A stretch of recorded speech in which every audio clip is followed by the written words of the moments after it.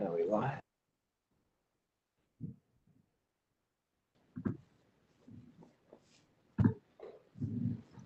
Can you hear me? I guess not. Okay, good afternoon, everyone. We're so excited to have you all with us, particularly our special guest for today. We'll hear from in a minute, but we want to just say thank you all for logging on. We know that our folks are still logging on, our folks are still getting on, but we're going to get started as they come on in. I think we're getting close to about 200 participants so far, and I know the number is going to keep climbing. But thank you all for being with us. Welcome, everyone. Thanks for being here again for this highly anticipated event. The COVID crisis has highlighted the historical challenges facing Black-owned businesses in New York City. Recent analysis indicate that Black-owned businesses are up to twice as likely to close their doors during this pandemic. Now more than ever, it is essential that the city takes steps to address the systemic racism that has posed barriers to the startup and success of these businesses and their economic livelihood. The urgency is real, but it's not new.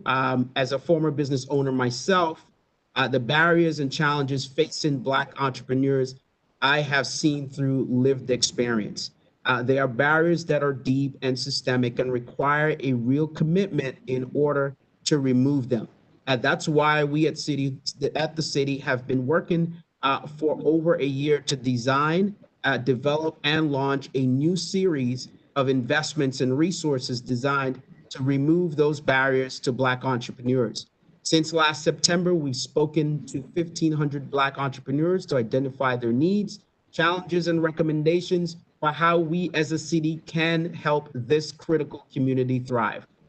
All happened before COVID, which is part of our challenge. Disproportionate impact of pandemic also highlighted the need for us to do this and do it now and quickly. So we're thrilled today to announce with the mayor, our findings of the report. Top 5 needs: access to financing, reliable business education, resources and mentors, finding customers, right? Growing your business, marketing assistance, affordable space, and networking and community. What we're doing about it today, we announced the first thing we're going to do is highlighting the size and importance of this challenge, which we did this morning, announcing the BNYC report with the mayor. Building on previous administration announcements from the past few weeks, we've also confirmed new inaugural partnerships, including with MasterCard, Ernst & Young, Goldman Sachs, and the Brooklyn Navy Yard, to respond to these recommendations and collaborate to advance Black entrepreneurship in New York City. These partnerships announced today and our work with the founding BE NYC cabinet, many of them who are here with us today, is only the beginning. We need the public, private, philanthropic, and nonprofit sectors to join us in this work. Today, we're going to hear from leaders in New York City's business community who can speak to their own experiences building a business and the gaps and opportunities to help Black businesses thrive. But first, we are joined by Mayor Bill de Blasio, whose administration has been working since its start to close the disparity minority and women-owned businesses face. Mr. Mayor, your commitment and dedication, I've seen firsthand. You have not only spoke about it, but you've been about it. You have dedicated yourself, your staff, and your resources to make sure that equity is at the center of this administration. And I'm happy to have been a part of it and continue to be a part of that work.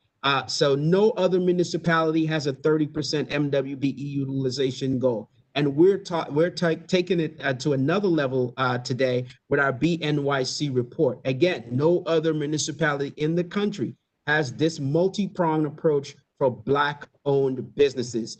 Mr. Mayor, can you tell us why is it important so important to the city and to you personally to really engage in this conversation today? Thank you, sir, for being with us. Thank you so much, Jonnel. Well, I want to tell everyone, first of all, I'm so thankful for all of you gathering with us. We really unable need to hear the this mayor. work together. Can you hear me? Maybe not. Sorry, sir. Let's check our sound. Jonnel, can you hear? That sounds like a no. Sorry, sir. Hold on, technical difficulties. All right, Hold on, there we go. How about that? okay, excellent. There we go. Sorry about that, everyone. First of all, everyone, thank you, everyone, for being a part of this today. This is a really important gathering, and a lot of crucial partners all gathered together to make a change here. So I want to begin with my thankfulness for everyone who's contributed to creating this extraordinary roadmap, and everyone who's going to be a part of what we do from this point on to empower and strengthen Black-owned businesses. I want to thank Commissioner Jonnel, Doris. I think one of the things that if you're a leader and you know what you're doing, you hire really smart people. So I hired someone really smart in Commissioner Jonnel Doris in his current role, in his previous role, leading our MWB efforts. I want to thank all the members of the administration who have been part of this. Obviously, then Commissioner Greg Bishop played a key role in getting things started. It's been a great team effort. I want to emphasize the passion that the members of my team feel. This is not business as usual, to say the least.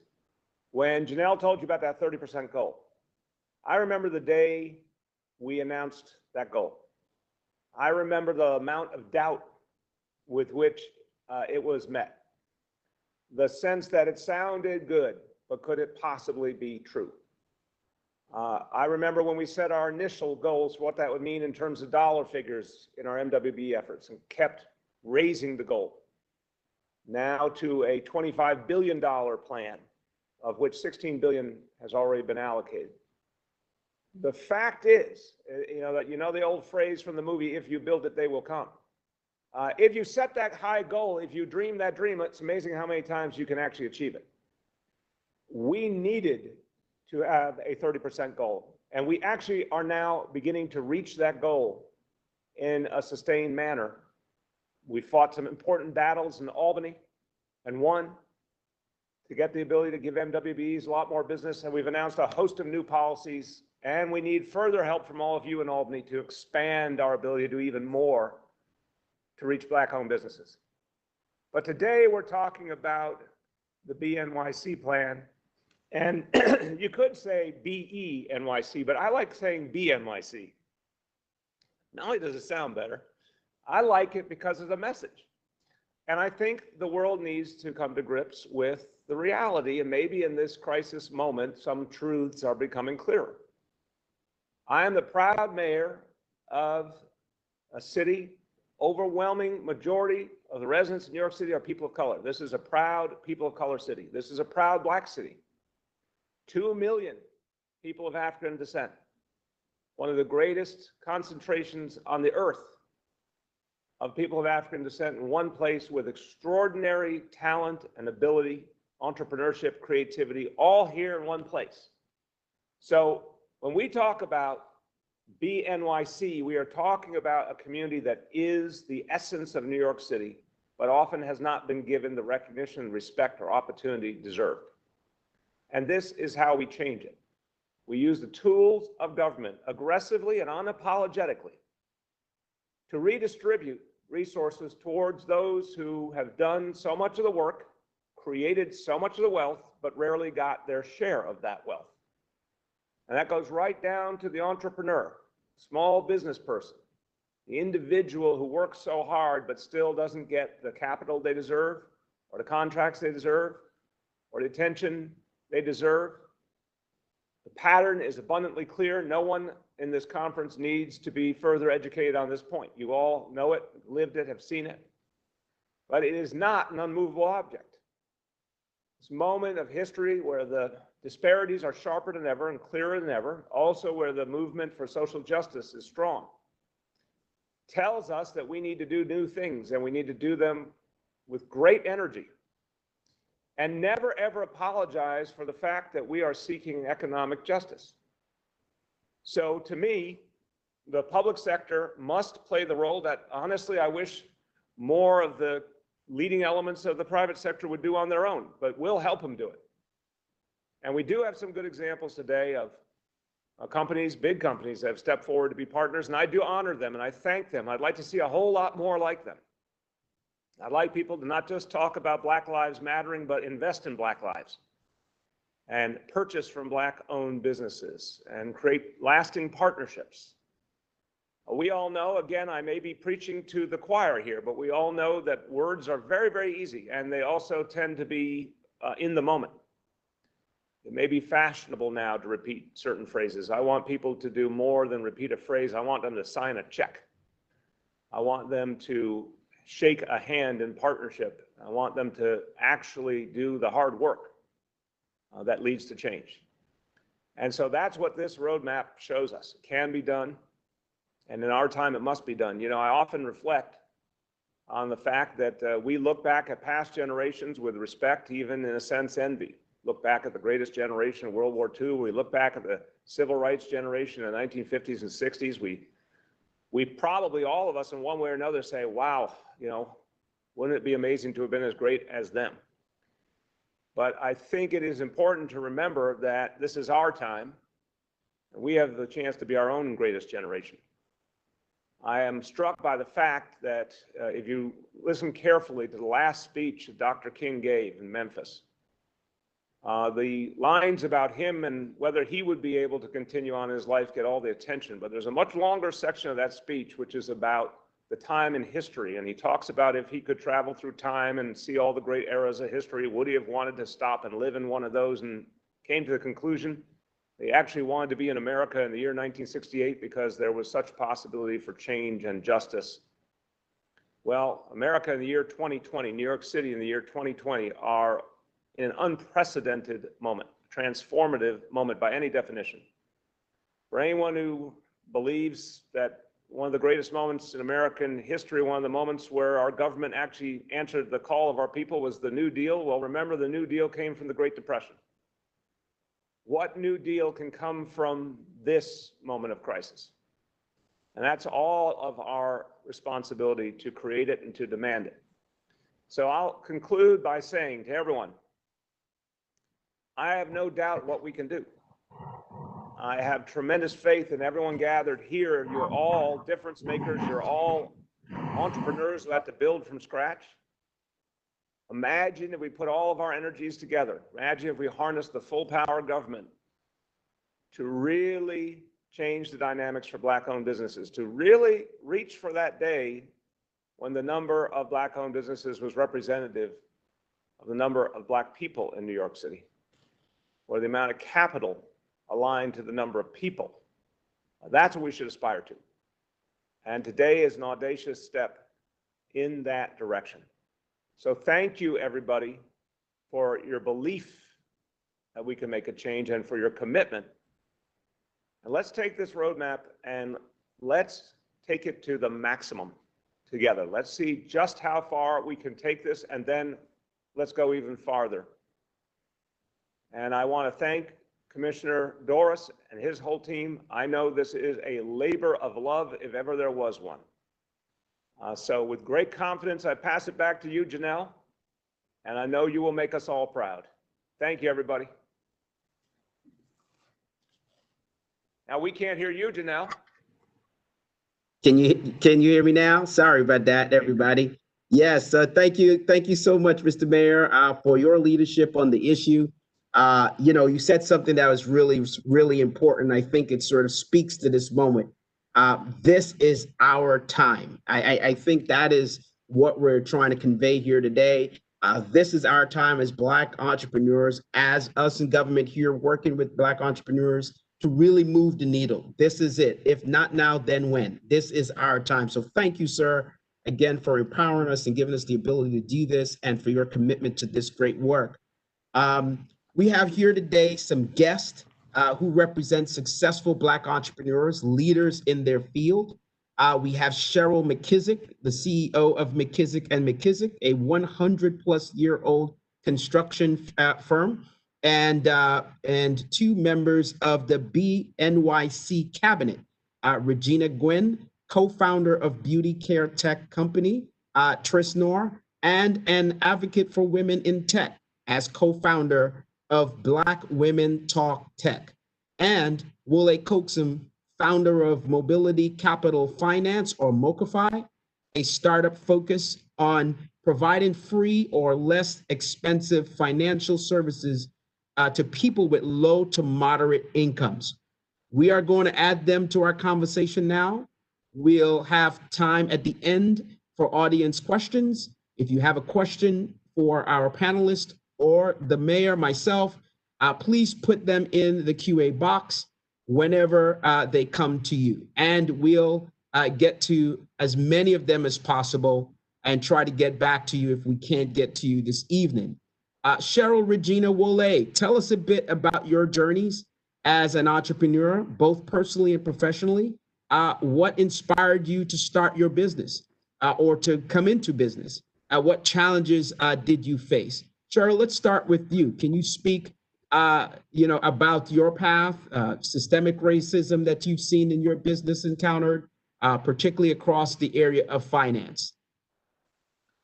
Hi, Jonnel. Thank you so much for having me today. This is an exciting time for us as Black entrepreneurs and business owners. And we are blessed to have you in the position you're in and to have a mayor that is so passionate to make sure that we build Black businesses in New York City. My background and how I became a business owner is that I had a family that has been in business for really 5 generations. But we incorporated 3 generations ago. Um, and that was with my grandfather and his brothers, who were the first Black licensed architects in the country with license 117 and 118 in the state of Tennessee. And if you can imagine the racism they experienced back in 1905, very different than what we have today, because it was in your face. Black men were not allowed to take exams, architectural exams, and things of that nature. But the company was then passed down to my father and then my mother. And then I began to work for my mother in Nashville, Tennessee. Now, the only place I ever wanted to live and work is New York City. And so my desire was to come back to New York, leave Nashville, come back to New York, and start my business, my branch of the family business, really. But my parents weren't excited about me leaving Tennessee. So there wasn't a lot of help. So I came here basically with background, with a repertoire of projects, but not a lot of cash. You get my point. It was probably the beginning of MWBE programs in the city. The first one was the state of New York, but then the SCA came on second under General Williams. And so our plan basically was to get as much experience as possible as a sub-consultant, because New York is complicated when it comes to construction. And it's a high barrier to entry, And so we started off with strategic alliances with some very large construction managers to help us learn our clients and how to do business in a complicated city like New York as a construction manager or a general contractor. But the goal was always to work to that prime goal, the prime position. Because as a prime contractor, you are able at that point to control your own destiny. Now, it's so funny when you talk about financing and how I was affected with financing. When I first started my business, there was not one bank that would give me any money. However, this goes back to the mayor's point about Black people doing business with Black people. I had developed relationships with investment bankers on Wall Street, and they were Black. And these are the Black investment bankers back in the 90s, who many of you would probably know, but I will not say their name. And I went and met with a couple of them, 1 or 2, and told them what I needed to start my business. And that 5 of them band together, and each of them gave me $5,000 to start my business. And I was able to pay them back in 6 months, $6,000. But now at this point, that allowed me enough time to pay my first payroll, to get an invoice out, to get paid. So, you know, it kind of started things. But that is a serious issue when it comes to Black businesses, finance. Now, when you talk about racism, I don't even know where to begin. I mean, I have had it. I have seen it all. I have been approached by other firms where they say, listen, you know, this is a project where we need, you know, Black presence, and we're going to put McKissack first and our name second, but we're going to give you 10% of the contract. Crazy kind of stuff. Or just recently, I was approached by a developer who wanted to go after a project at Dasney. And, you know, because of the person that put us together, I thought this was going to be a good deal. As we began to go through the deal, I began to realize they wanted to put our name first, and they didn't want to use any of our people. And the comment I was told by the owner of the company was, you don't really staff these projects that you do with these other companies, do you? You don't really do any work, do you? And this was in the last year. And so this is out there. We have won prime contracts at New York City agencies under another administration. Just let me be clear about that were taken away from us because we were told after the fact, after we've gone through proposal, we got the highest grade for presentation, we are awarded the project, and then they come back and say, oh, now we need to do a financial analysis of your company to see if you're big enough to carry the contract. So we've run the gamut on the things that we have seen. Wow. Cheryl, I think you just blown us away. You know, the one thing that I think is resonating is that, you know, we all have our story and how we end up where we are and the struggle that Black businesses face. If you are the oldest architecture and engineering Black firm in the country, much less firms who are starting now. Yes. So Wole, can you talk a little bit? I know you have, you know, speak to those challenges that exist for low and moderate income communities to access financing. Was there anything else you faced when you got started? Maybe you talk a little bit about your role at JP Morgan and your formation of MoCaFi. Can you tell us a little bit about your story? I'd be delighted to, and it's a real honor to be with you, Mayor de Blasio, and you, Commissioner Doris. I'm just daily inspired by the work that you're doing, and it's a privilege to have our business be a part of the New York City ecosystem. So my story is one where, you know, like many, just sort of happened into financial services at a time when Cheryl was talking to those investment bankers who put in $5,000.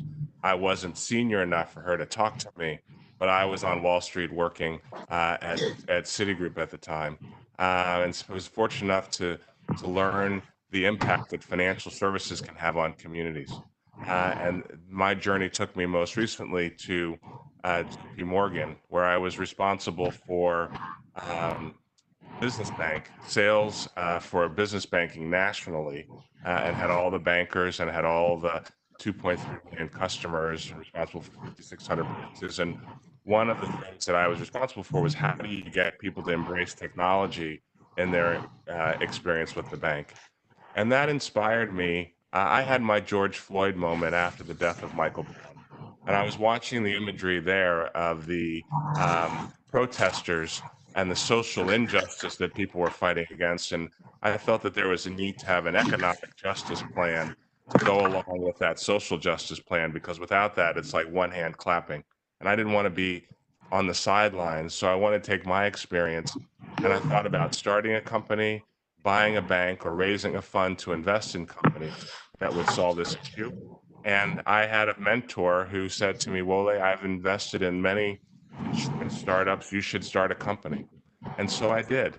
And the focus was, how do we bring low-cost banking services to Black and brown communities and poor white communities, quite frankly. In New York City, for every 1,000 white households in the city, there are 4 bank branches. For every 1,000 majority minority neighborhoods in New York City, there are households, there's 1. And so we are better than that. And through MoCaFi, we've created a mobile first platform that gives people access to FDIC insured DDA accounts. They can go on, download the app. We have not only a MasterCard branded product, we have turned the dollar stores into places where people can deposit money for free. We've got a free ATM network. Anyway, our belief is if you bring a high quality product to a large market, you can create a big change in communities. And we're partnering with organizations like Bed-Stuy Restoration Corporation to make sure that people have access to resources. And we're very proud of the work that we're doing with New York City. Just one quick story in terms of my journey. I believe that, access to capital is very important. And I would suggest to you that relationships are another form of capital. Because if you have strong relationships with people who are able to give you good ideas, be thought partners, open doors, those kinds of opportunities can be a game changer for any entrepreneur. But for Black entrepreneurs in particular, that can be a difference maker between success and failure. So it's just a wonderful journey that we're on, and we're looking forward to addressing the wealth gap that exists in the country broadly and in New York City in particular. Thank you so much, Wole, for that. Certainly, access to capital, number one, access to relationships, also critical. Just a quick housekeeping, guys. When we're not speaking, if we can mute, that'd be great. We're getting a little bit of feedback. Regina, can you tell us a little bit about your story? You're a tech entrepreneur yourself, and you work every day advocating for women in tech. Wow, what a powerful challenge that you have. What challenges have you have seen as a Black business owner, as a woman business owner, and what you've seen also in other businesses that you are actually working with and helping? Absolutely. Thank you again, Jonnel and Mayor de Blasio, for convening this initiative. Super excited to work on the NYC cabinet, and definitely thrilled to talk about women of color in the tech industry. So I am one of the co-founders of Black Women Talk Tech, and we are a collective of Black women tech entrepreneurs focused on building billion-dollar startups. So we believe the next Intel, the next Google, the next Facebook, the next the next Uber will be run by, founded by, innovated by a Black woman.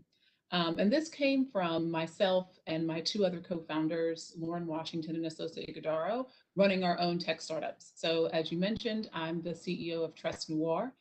We take the guesswork out of finding products and services for women of color by matching their unique hair profile to a beauty regimen designed by experts. And so having started this company in 2014, I was very new to the tech ecosystem.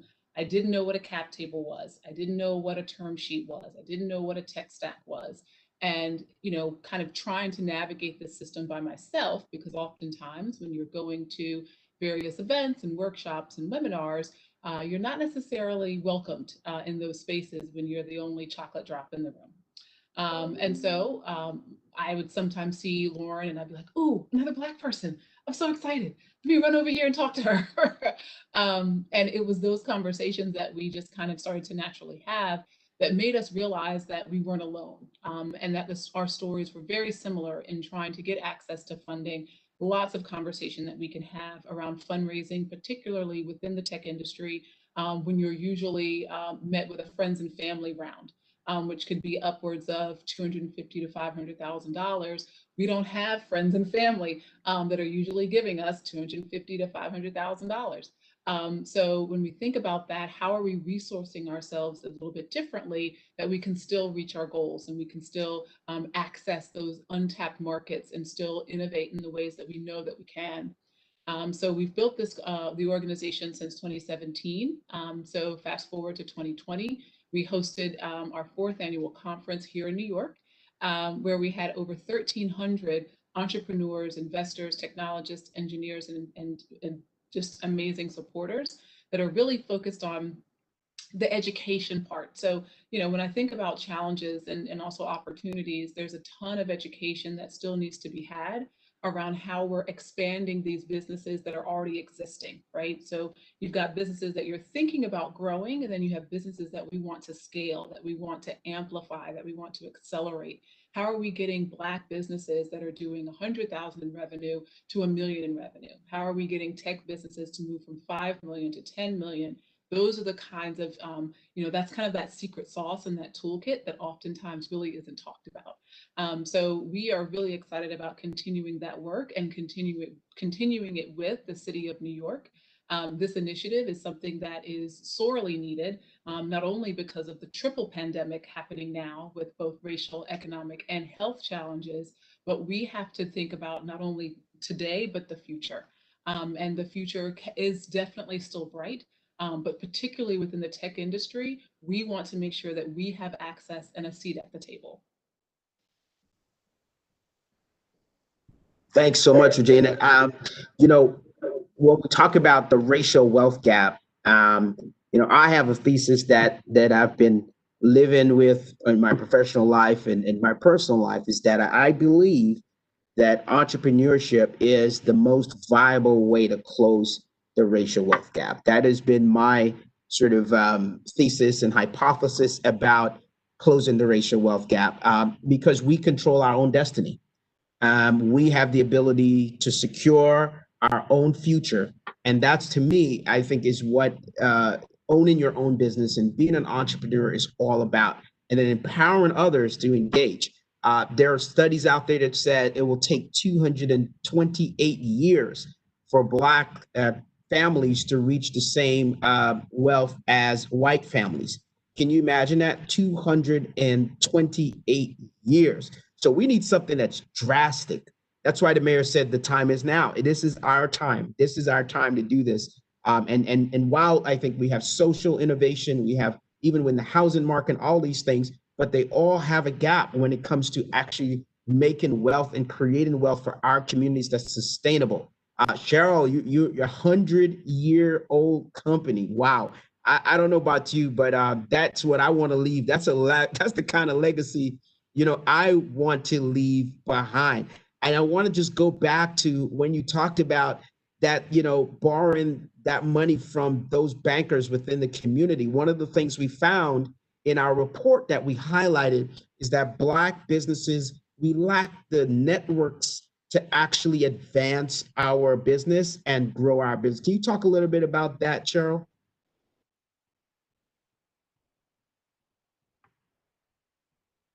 We've got to unmute you. I'm sorry. There you go. Coaxum was saying, it's important to have a very good bank to support you in business, but a bank needs a business to have a balance sheet. And as Regina was saying, we don't have family and friends that can give us money for a balance sheet. And if you're in construction, you need a balance sheet not only for bonding, but like just for your clients. You're submitting financials just to prove that you are sustainable for a project. So that's a real stumbling block for Black people and Black businesses. So we need to figure that out. I know that the city had the pre-development fund for the Black developers. That was very helpful. But how do we get equity into these companies? That is what I think is important. No, thank you so much. Absolutely. Like equity is key. Stat that always jumps out to me, and Regina, I know you probably know it well, 0.002% VC dollars is going to Black women, and they are the fastest growing business out there, the most adaptable businesses. And a lot of our, particularly Black women business, what we're hearing, we don't get into business because we feel like it. It's a necessity. Why? Because barriers are being placed in the professional sectors. So they have to figure out, well, what am I going to do? I've got to go out here. I'm being capped at work. I've got a ceiling at work. I can't go past it. I've got this passion, and nobody wants to give me an opportunity. So guess what? I'm going to be an entrepreneur. It's almost like you're forced into it because opportunities are not elsewhere. Absolutely. And so just to also continue to put those numbers into context, 0.02% of venture capital funding equates to about $45,000 versus $1.1 million on average that our mainstream white male counterpart receives in venture capital funding. So we need to understand that this is not necessarily, this is a significant barrier. This is a significant chasm that we're trying to overcome. And you're absolutely right. You know, when we think about entrepreneurship, it's usually coming from, you know, opportunities that are, again, untapped. So when I think about my own business, you know, we think about beauty and hair care. Women of color spend 9 times more on personal care products than our counterparts, and it, you know, drives a $25 billion multicultural beauty industry. And so these are opportunities that only we can actually navigate because we are uniquely qualified given our personal experiences. So I've met countless founders, amazing women that are tapping into maternal health issues, tapping into urban technologies, looking at ways of how we can leverage Bitcoin to rethink education. So there's lots of different types of ideas and innovations that only Black women can actually bring to market, but that also have a commercial objective, right? So this is not about a handout and like, oh, please give me some money. No, if you're an investor and you're savvy, you want to know what the next Uber is. You want to get in on the ground level before Google became Google. And so it behooves you as a smart and savvy investor to be aware of the landscape of all the different types of entrepreneurs and all the different industries and verticals that they're working on to be connected to them. So we're curating that community of women tech founders so that investors are extremely interested and have already seen pretty significant gains and returns from the investments that they've made in our founders. Thank you so much. And, you know, one of the myths that we have to deal with, and we deal with it in the MWBE program in the city, is that we are incapable of doing the work. And I think, as you talked about, you know, we're not innovative enough. We don't have the capacity. We don't have the ability, the wherewithal. But that is absolutely false. It's proven in the city we have a less than 1% out of 14.6 billion at the time when we looked at it in contracting on default rate. It's almost zero because we can actually do the work. What we need is an opportunity, and what we need is those the financial sort of mechanism to help us to get to where we need to go. You know, if the markets are discriminating against you, then you can't really function within the capacity that you have. And I think that is what you guys are helping to solve, and that's just fantastic. Wole, let me go to you before we get to some questions from the audience. Wole, can you talk a little bit? I know you're thinking really deeply about the COVID-19 crisis and the impact it's had on Black businesses in particular. Our Black communities have hurt the most from COVID because of, you know, it's a health issue, of course, but also an economic issue within our community. And so I want to talk a little bit and maybe have you talk a little bit about, you know, what you're seeing in the economic landscape to come, right? Like what should businesses right now be looking to do in the current climate? What do you think is needed to survive in these times? You know, what opportunities are there? You know, what are you guys thinking in your space about opportunities to grow and scale businesses even at this particular time? That's a terrific question. I think Black businesses are facing an extinction level event. And as we've talked about in the report, the number of Black businesses in New York City is around 10,000 businesses, or 2% of the businesses that exist. And at the rate that's happening now, 40% of those businesses may not be around when we come out of this COVID moment. And so this is a moment of extreme urgency for our Black businesses. And I think that they fall into 3 categories, quite frankly. Ones that need to reopen. And in order to reopen, We need to get access to grant dollars.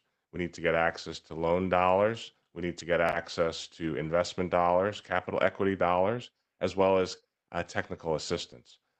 Because many people are being forced to reimagine their restaurant. They used to be inside, now they're outside. What does that mean? What kind of infrastructure do you have to set up to take advantage of that? That's why I think what the partnership you've announced today with MasterCard is so important, because MasterCard is bringing tools together that help businesses become much more digital in their business model. I think the second thing I'm seeing is businesses have an opportunity to accelerate their scale.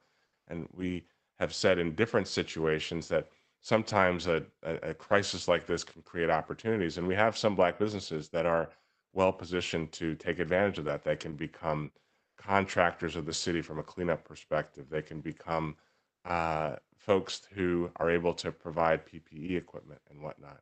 And so I think those businesses need to take advantage of the E&Y's opportunity. I mean, imagine having some of the smartest people in the industry at your disposal to help you think through some of the most challenging business times that we've ever seen in our lifetime. And so for those businesses that may be on the precipice of moving forward, taking advantage of an E&Y makes a ton of sense. And the final category I think makes sense is for us to find opportunities that for businesses that don't exist yet that can come and emerge and address some of the needs that the market requires. And to that point, I think a little bit about what does the infrastructure look like in New York City 3 years from now, 5 years from now? You, Mayor de Blasio, Deputy Mayor Thompson are making some decisions about what kinds of investments are going to be made. And I think this is a great opportunity for people who have a skill set or an entrepreneurial bent to position themselves to build a company to take advantage of that. I believe that companies that achieve excellent success and have great teams can raise capital. And I think part of what has to happen is to provide a way for the hidden figures, if you will, to be less hidden. And in doing so, capital follows good ideas. And the last thing I would say is that unfortunately, venture capital historically has pattern matched. And that is why you see a concentration of investment dollars going to the 6 or 7 schools of kids who've graduated from those 6 or 7 schools, and it's not traditionally Black and brown communities. I think that pattern matching has to stop. I think the post-George Floyd murder has created an environment where people are prepared to put their dollars to work, and the hidden figures, like all of us on this phone and people who care about these issues, need to be less hidden, and we need to take those dollars, we need to build great companies, and we need to turn your 230 some odd years into 10 and make sure that we close that wealth gap as quickly as possible so we can build companies for the next 100 years that our grandchildren can take forward and allow us to be fully a part of the American economic dream. Well, thank you so much, Wole. I think that is precisely what we're looking to do with the BNYC program. A part of what once I took over SBS here, we said we're going to do things in a way that is suited for the time, but also thinking about the future. And so 3 principles in which we're driving our work around. The first one is around on innovation, and I think we covered so much of that, what that actually means to generating creativity and moving things, differently than we've done before. Another one was around adaptability, and for me, that is critical.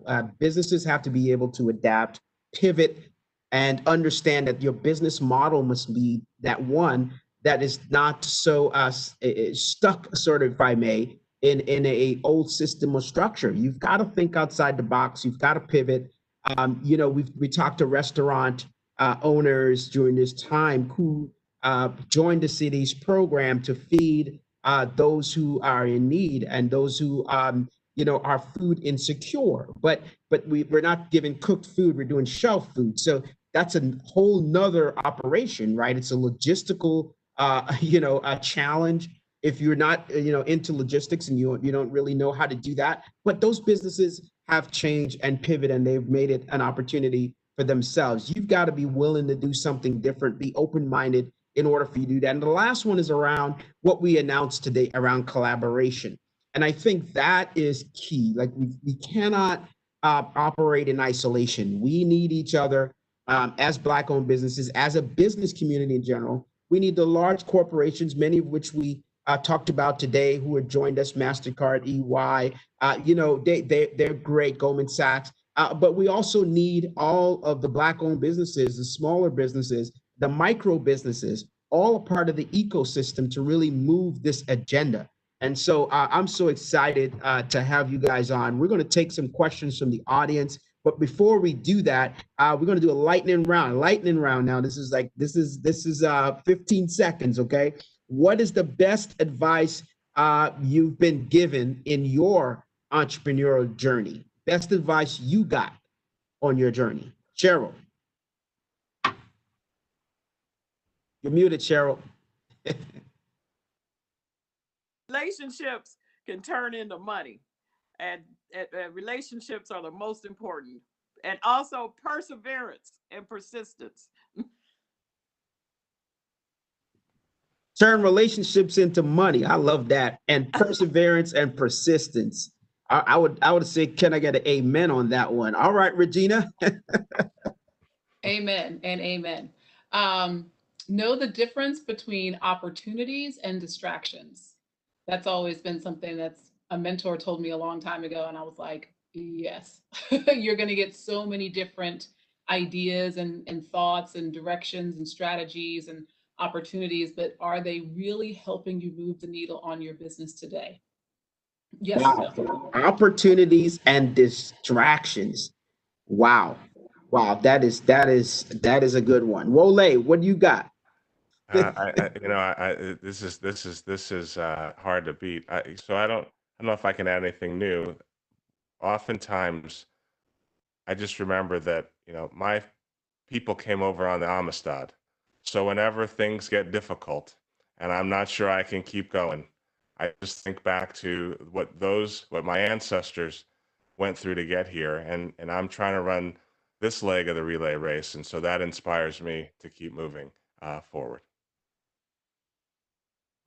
Wow, that is a sobering reality. When we think we have it hard, we've got to look again and see where we came from, who we are as a people. Wow, that actually hits it right home. That means that we can persevere. We can be persistent. We can make it. And we have the ability and the fortitude. 400 years we've been dealing with, racism and, marginalizing of our people, our talents, stealing of our wealth, stealing of our minds, stealing of our ideas, but yet we persisted. We are still here. And you guys are testament to that. This program is building on that legacy of our entrepreneurs, but also our forefathers who are brought here in chains. But today we are here at the seat of government in business, and we're making a difference. And all the entrepreneurs on the line, you are one of these two. You are a part of this army of entrepreneurs, of change makers and change agents.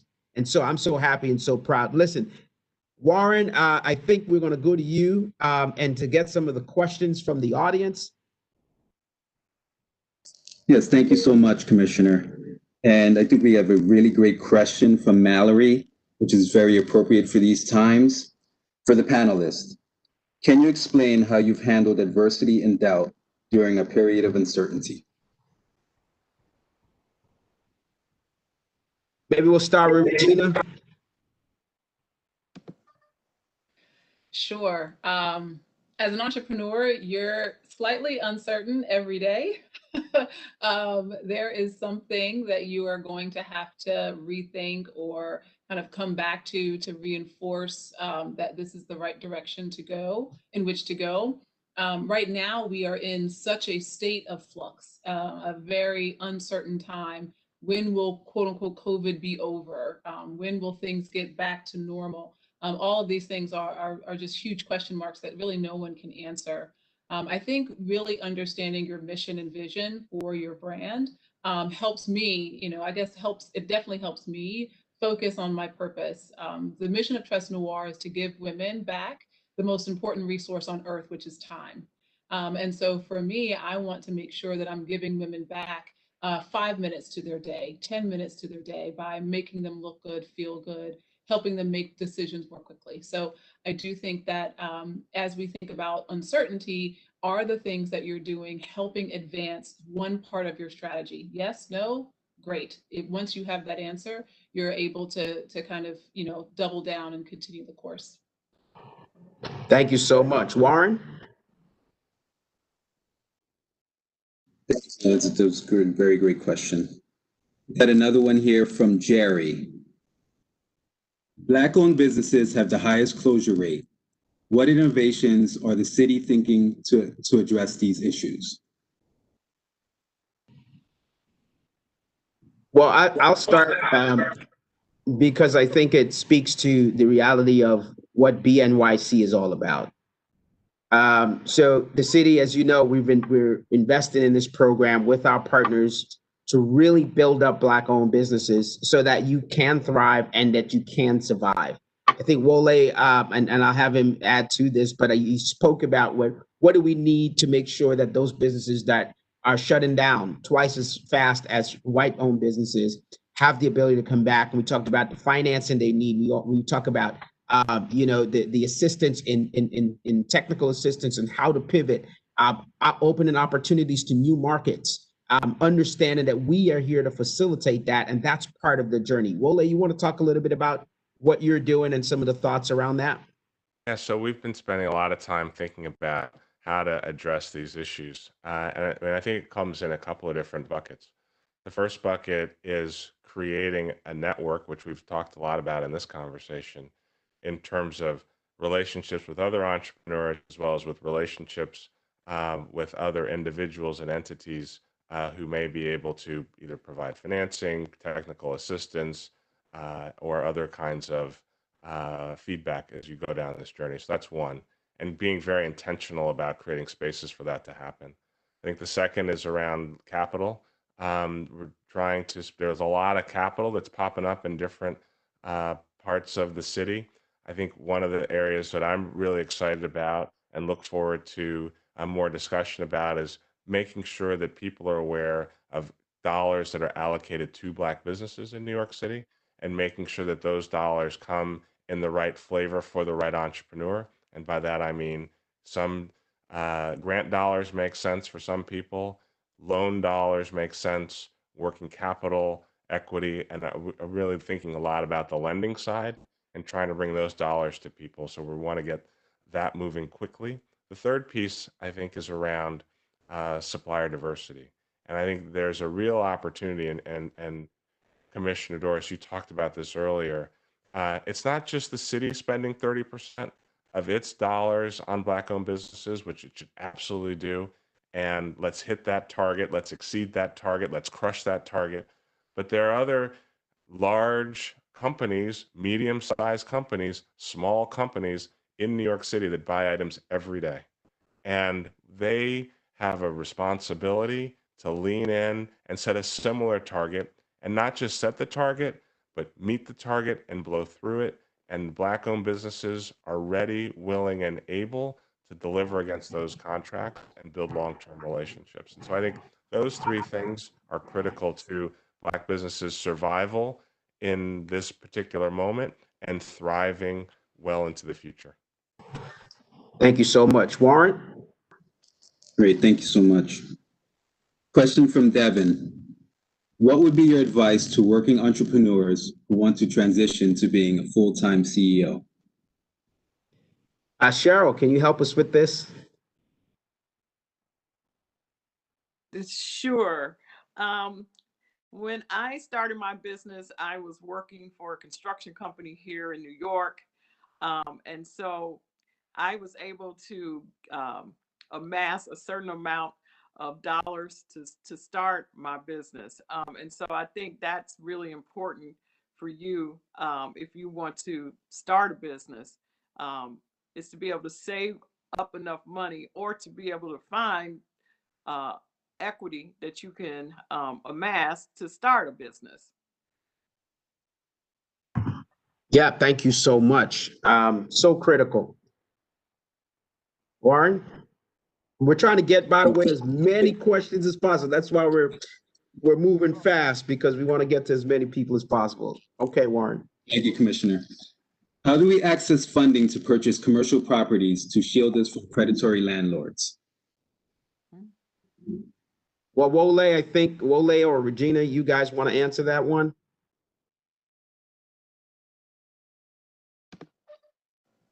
Could you repeat the question? I don't think I heard exactly what the full question.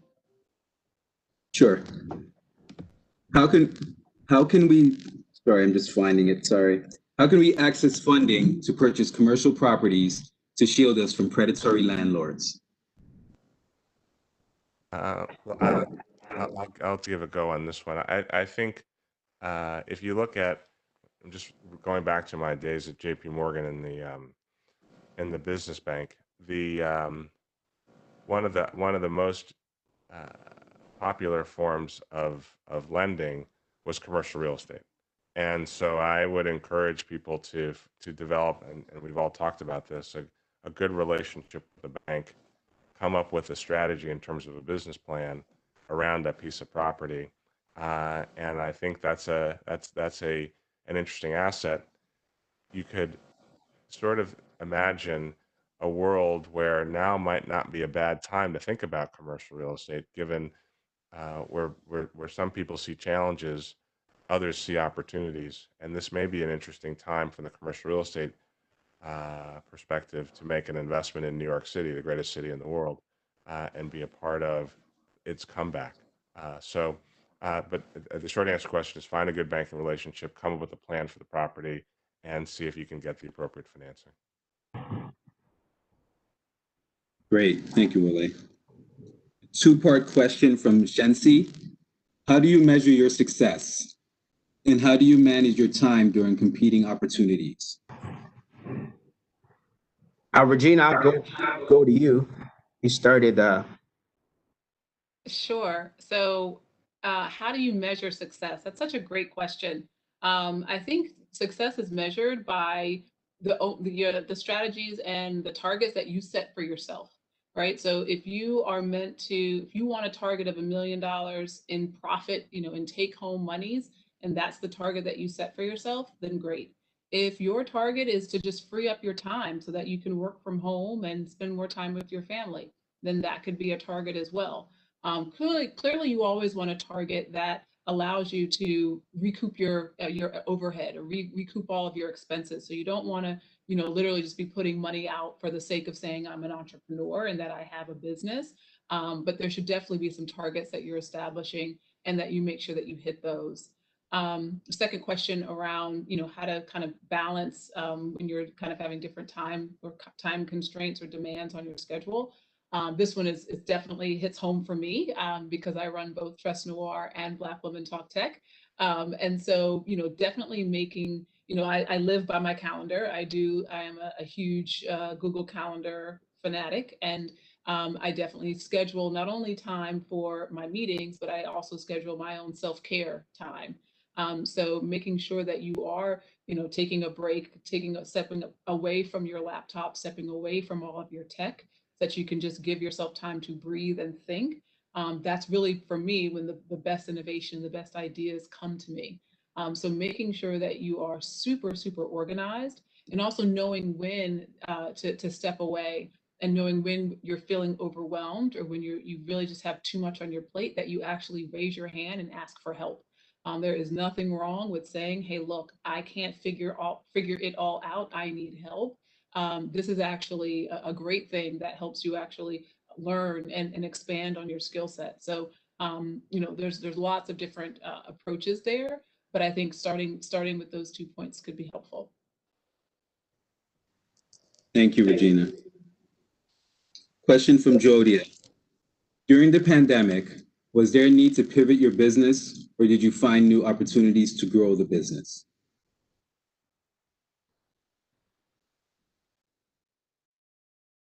I'll take that just for, we're dealing with financial inclusion, and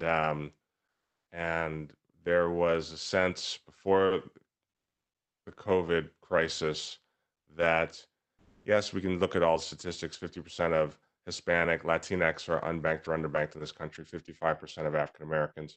The numbers in the Bronx, for example, are high as well. Brooklyn, Brownsville.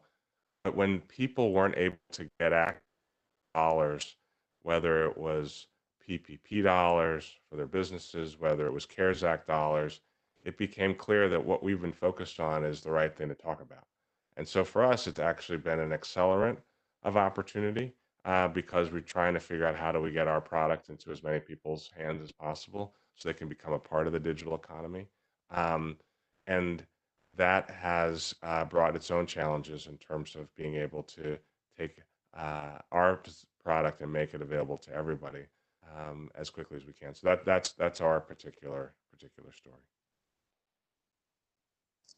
Thank you so much, Wole.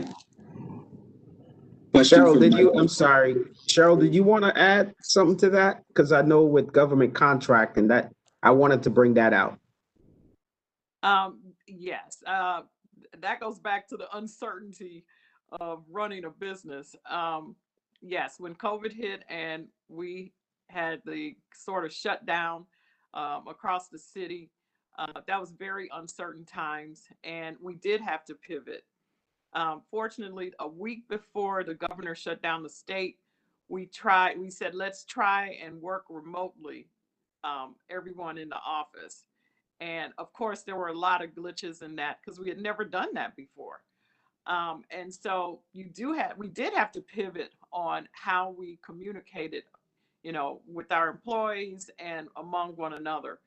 And then with construction shutting down, that was another, major concern. Fortunately, a lot of our work was deemed essential, but I do know a lot of contractors out there where their projects were shut down and they have not started back. And so, their staff, unless they received PPP money, they had to let them go. And so that has been a concern in our industry.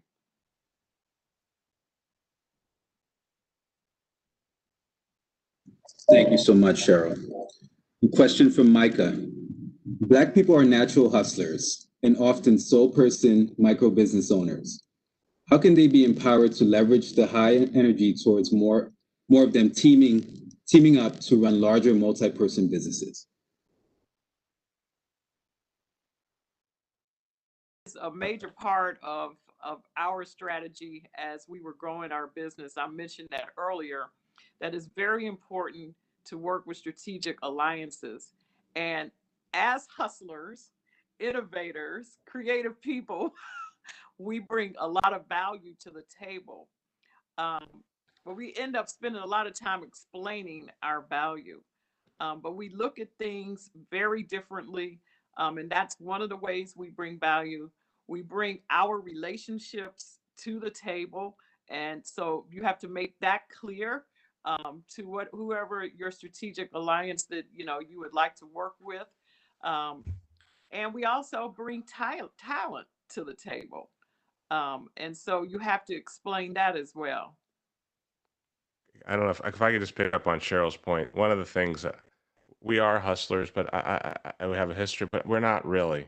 We're innovators, and let's not make the mistake about that. And two quick stories. When I think about, for those of you who are familiar with the Green Book, right, that was created in the 30s, I believe is when it started, and it was the sort of guide for the Black community in terms of where they could stay in different parts of the country when they were traveling and be safe. If you put that in 2020 terms, that's nothing but Airbnb. We had the idea a long time ago in the Green Book. Someone else was able to make it a multi-billion-dollar company. One other idea. So my great-grandfather was in West Virginia, Charleston, West Virginia, and he bought a building. And in that, he built a building.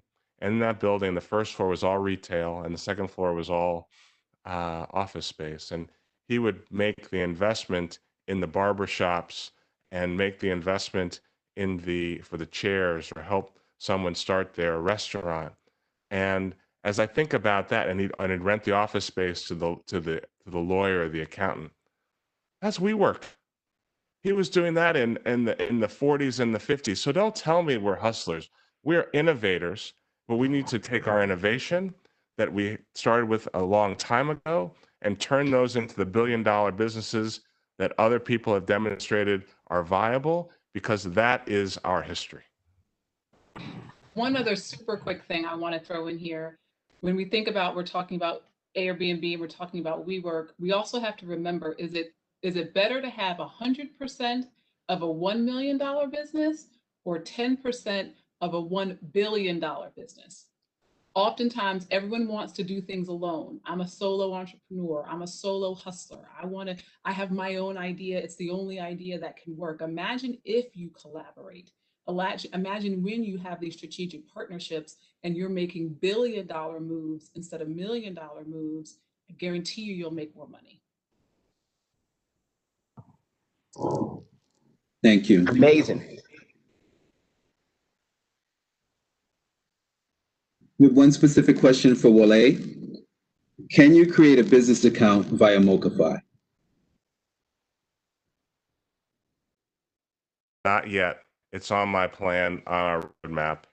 We're going to come back for them. I'll let everybody know when it's ready. But it's very important to me because the business Roundtable colleagues and the BNYC initiative, Sadiq, he put some analysis together that said 35% of Black businesses are operating out of their personal account. And I think the number he had was 45 to 50% of the online Black businesses are running out of their personal account.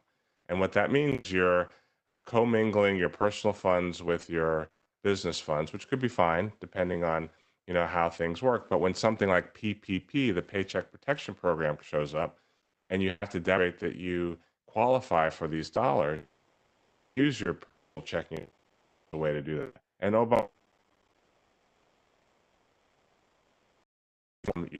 personal professional resources in that way.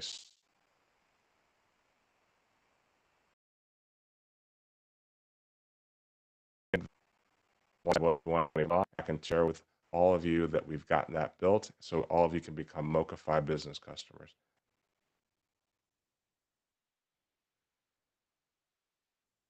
Thank you so much.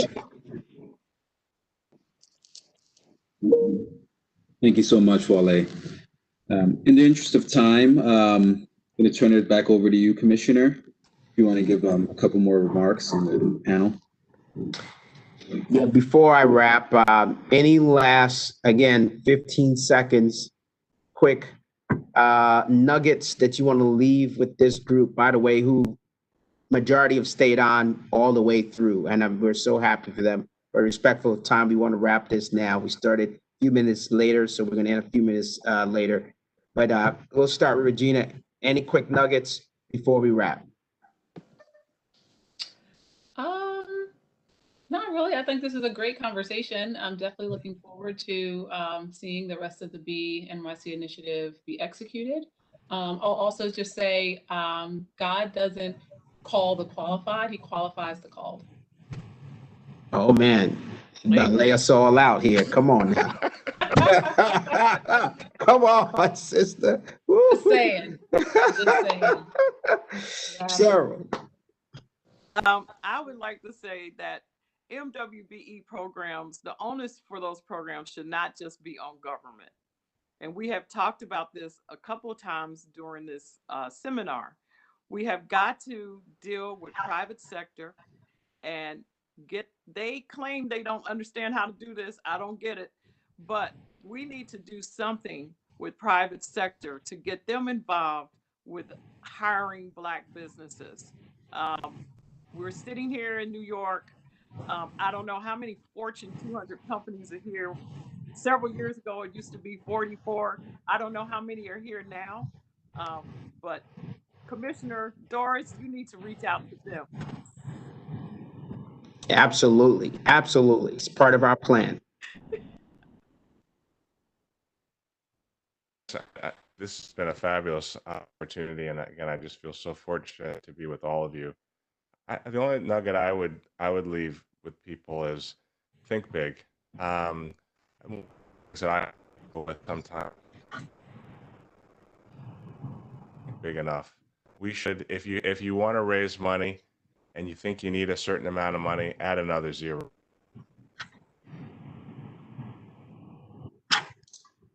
And go out and make the case that someone should make that investment in you. And the size of the investment is going to be based on the size of the idea. So I often have to get out of my own head and think big and challenge myself to add another zero. And I would encourage all of you to do the same thing. And if we do that, we will close the wealth gap and we'll build great companies and we'll turn Green Book into the next Airbnb because it was our idea in the first place. Wow. I must say, first and foremost, thank you to our mayor for being on and being with us for the big launch of the BNYC initiative, our report, our blueprint, our roadmap to how we get to successful Black ownership in the city. And Regina, thank you so much. Cheryl, thank you. Wole, thank you. You guys have been inspiring. And we're getting and hearing from our participants how inspired they are and how connected they want to continue to be to this work. And so, three things that came up in the report. The first was money, which I think is important, access to capital, but also mentorship was another one that we saw in the report and heard, and we're facilitating that. And then the last one is around marketing. How do I get my business promoted, but also how do I connect with other businesses? How do I advance during this time of pre-COVID and then post-COVID? What should we be doing as we move forward? All these things are part of the BNYC plan for us to address the challenges that our Black businesses face. So if you're interested in being a part of BNYC, please go to our website, nyc.gov/BNYC, and we'll put it up for you to see. But certainly nyc.gov/BENYC. Okay, get it? So I want to make sure you get that. Check us out online. Sign up for our our activities that are coming, the programs that are going to be rolled out in the coming weeks and months, so that you can be locked in and tied into all that is happening. So listen, thank you so much, everybody. We really appreciate it. We want to make sure that you know that we are here for you. Our MWBE program for the city is here for you. Our BNYC program is here for you. And for women entrepreneurs, our We NYC program also. So we're going to get back to you. We have an amazing events planned. We have networking opportunities, but most importantly, we're going to do business. We're going to make sure that your business grows, and we're going to do everything we can to help you. Thanks, everybody, for coming. Wole, Cheryl, Regina, thanks again. Thank you, Mr. Mayor. Thank you to all you entrepreneurs who are out there who literally stuck with us. Hundreds of them did not drop off. Thank you, guys. We'll be back with more soon. Have a wonderful night. Take care, everybody.